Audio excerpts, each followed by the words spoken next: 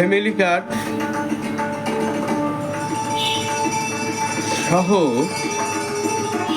বিভিন্ন ইস্যুতে মাঠ পর্যায়ে কিছু সমস্যা তৈরি হচ্ছিল দিনের পর দিন, সময়ে অসময়ে নানান ইয়াতে, যে ইত্যাদি ইত্যাদি ইত্যাদি। এখন বিষয়টা হচ্ছে, লালমনিরহাট খুব শান্তপ্রিয়, শান্তিপ্রিয়, শান্ত জেলা। এই জেলাটা এখন হাতে কলমে লিখে দেওয়া যায় নষ্ট হয়ে গেছে। এর প্রধানতম কারণ হচ্ছে, যদি বলা যায়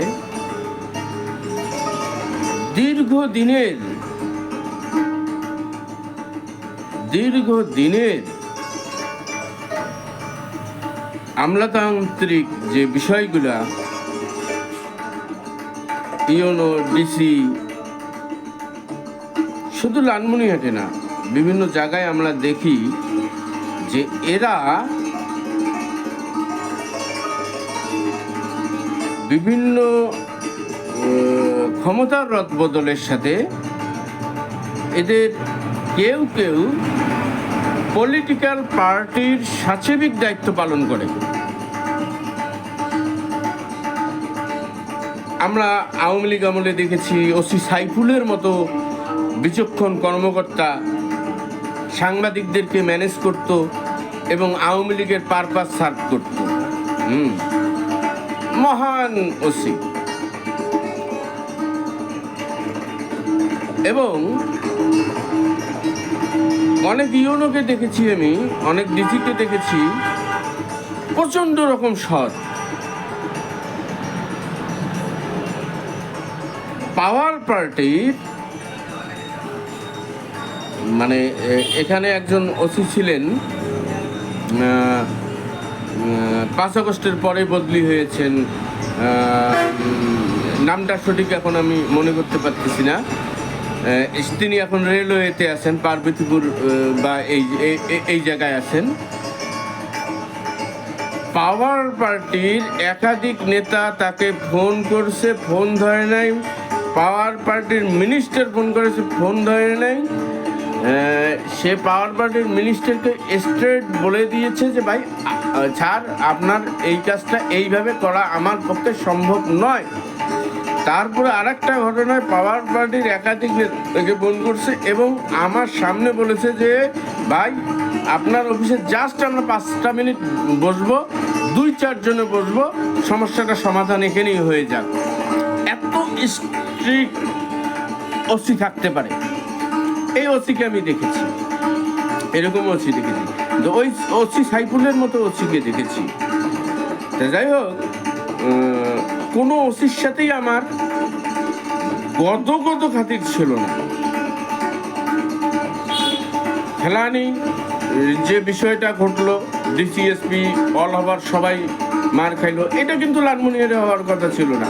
এটা লালমনিরহাটে হয়েছে, দিনের আলোতে হয়েছে, রাতের অন্ধকারে হয়নি। গতকাল কলেজ শিক্ষকের মৃত্যু, মর্মান্তিক মৃত্যু, এটার জন্যে আমিও খুব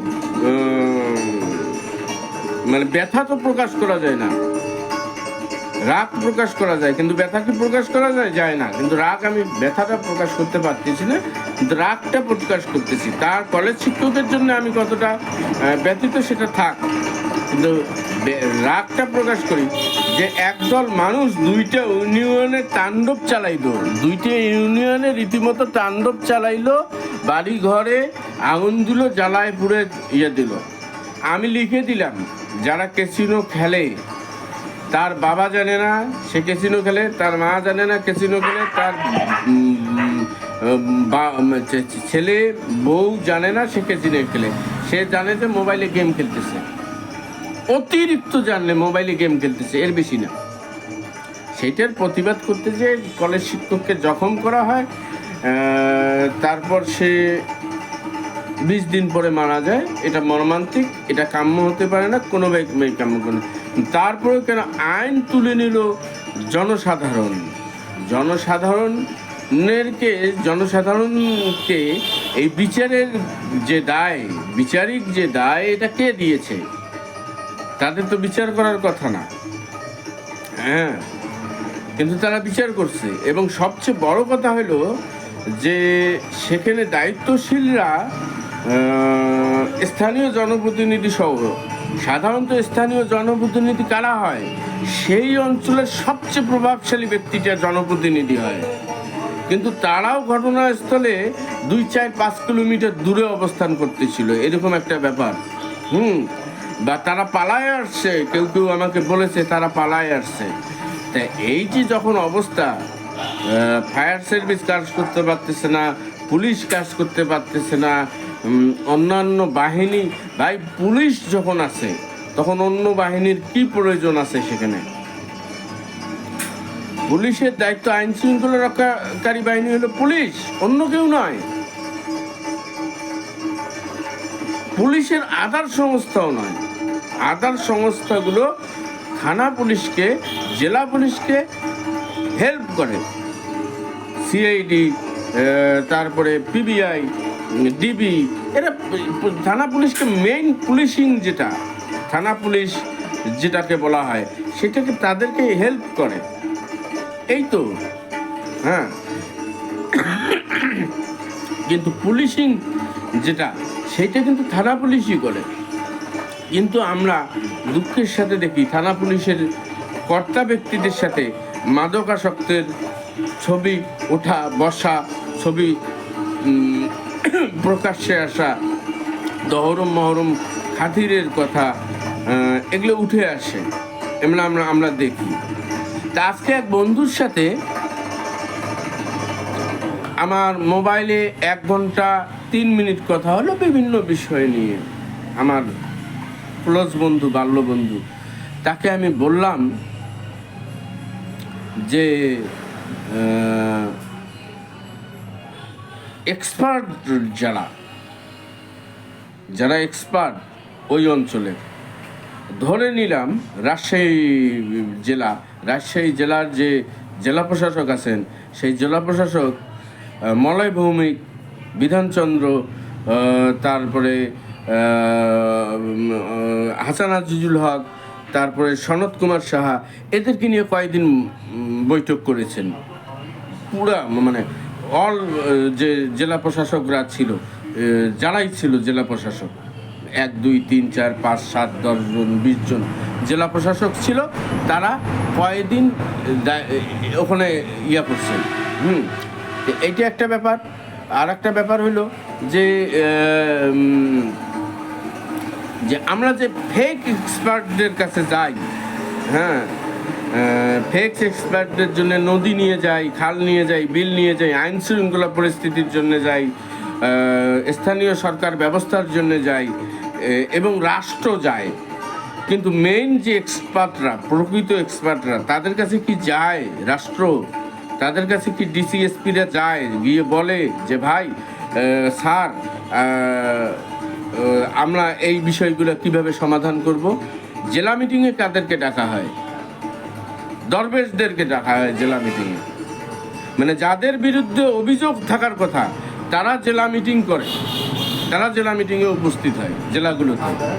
তাই এই যে অবস্থাগুলা, সেখানে একটা মিটিং হওয়া দরকার মাসে, যেখানে ওই সমাজের ওই শিক্ষক, ওই ভালো শিক্ষক, ভালো পলিটিশিয়ান, ভালো রাজনীতিবিদ, ভালো শিক্ষাবিদ, ভালো সংস্কৃতি প্রেমী, ভালো যারা সাংবাদিক, তারা অংশগ্রহণ করবেন এবং তারা মতামত দিবেন। কিন্তু এই ডিসিরা এটা করে না, এটা নেয় না। যাই হোক, এটা যে এক্সপার্ট খুঁজে বের করা, সমাজের এখন রাষ্ট্রের দায়িত্ব হলো মূল এক্সপার্টদের কাছে যাওয়া। যতটুকু বুদ্ধিজীবী ভিত্তিক যে বিন্যাস বাধাগ্রস্ত হয়েছে, সেই বুদ্ধিজীবী ভিত্তিক যে বিন্যাসটা চলতেছিল বাংলাদেশে 2006 সাল পর্যন্ত সেইটাকে কন্টিনিউ করা যায় কিনা, আবার সেই দিকে খেয়াল রাখতে হবে, সেই দিকে মনোযোগ দিতে হবে। সেই বুদ্ধিজীবিক যে বিন্যাসটা, বুদ্ধিজীবিক যে শ্রেণীটা, সেইটা যদি উঠে আসে তাইলে দেখা যাবে যে সমাজের অনেক সমস্যার সমাধান খুব সহজেই রাষ্ট্রযন্ত্র করতে পারবে। এবং এটা করবে ডিসি এবং এসপিরা। এটা সচিবালয়ে বসে হবে না, কারণ সচিবালয়ের থেকে ওই লালমনিহাটের খবর, গাইবান্ধার খবর, ধলেশ্বরীর খবর, পাটেশ্বরীর খবর সংগ্রহ করা কঠিন একটা ব্যাপার। যাই হোক, আমরা সেই পর্যন্ত অপেক্ষা করি। কোনো অনাকাঙ্ক্ষিত ঘটনা সমাজে কখনোই কাম্য হতে পারে না। সব মানুষ আইন নিজের হাতে তুলে নেওয়ার যে প্রবণতা গড়ে তুলেছে, এটা অনতি বিলম্বে যদি রাষ্ট্র বন্ধ করতে না পারে, রাষ্ট্র বিনষ্ট হয়ে যাবে অচিরেই।